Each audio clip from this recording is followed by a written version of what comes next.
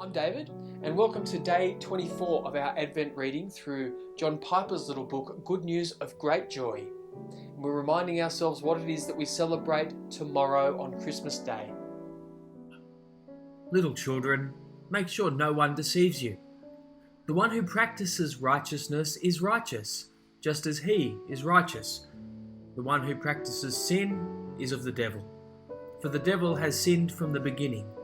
And the Son of God appeared for this purpose, to destroy the works of the devil. When 1 John 3:8 says the reason the Son of God appeared was to destroy the works of the devil, what are the works of the devil that he has in mind? The answer is clear from context. First, 1 John 3:5 is a clear parallel. You know that he appeared in order to take away sins. The phrase he appeared to occurs in verse 5 and in verse 8. So most likely the works of the devil that Jesus came to destroy are sins. The first part of verse 8 makes this virtually certain.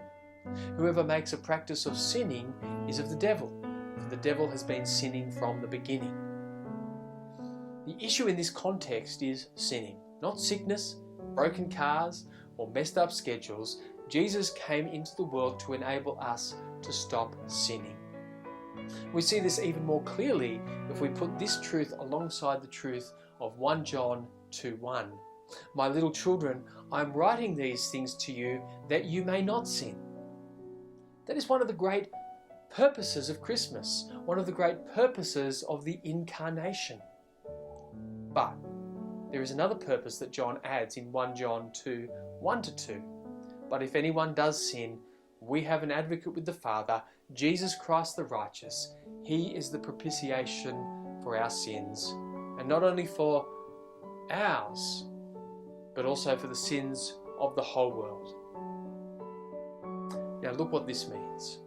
It means that Jesus appeared in the world for two reasons. He came that we might not go on sinning. That is, he came to destroy the works of the devil. And he came so that there would be a propitiation for our sins if we do. He came to be a substitutionary sacrifice that takes away the wrath of God for our sins.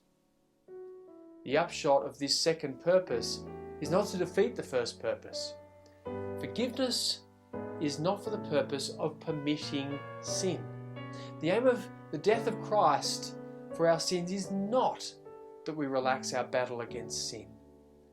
The upshot of these two purposes of Christmas, rather, is that the payment, once made for all our sins, is the freedom and power that enables us to fight sin, not as legalists earning our salvation, and not as fearful of losing our salvation, but as victors who throw ourselves into the battle against sin with confidence and joy, even if it costs us our lives.